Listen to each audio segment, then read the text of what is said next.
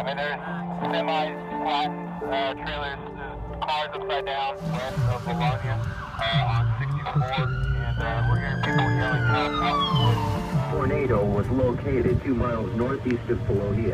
And the debris ball was unmistakable. Hey, we got people trapped right there. The ground started to shake, the lights went out, my ears started popping,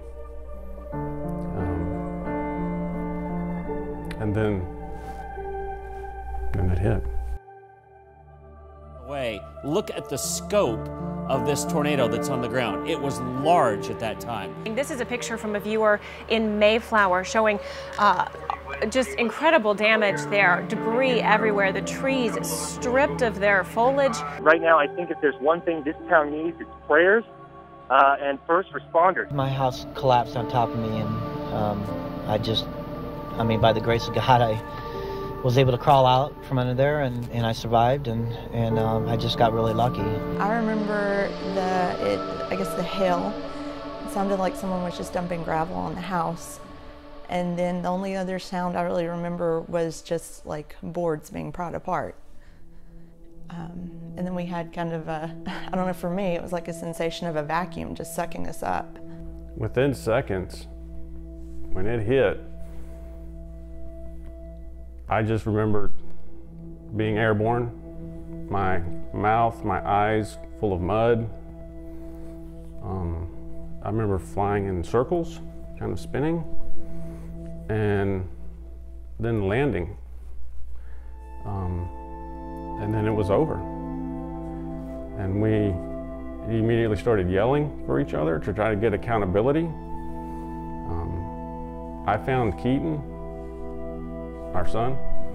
I remember she couldn't find Elizabeth, but it turned out she was laying on top of her. And then I remember She had spun and her head was between my knees. And then I think we kind of shouted for joy that we were alive.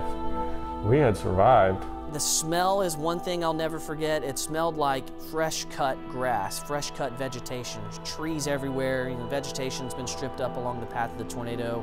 And a lot of the cars parked nearby were unrecognizable and thrown long distances.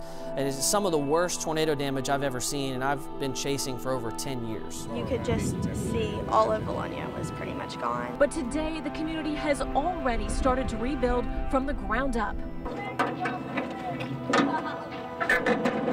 They will rebuild, we'll overcome this and be better after it's all said and done. I hope to be back because this is my school, this is my town, this is my home.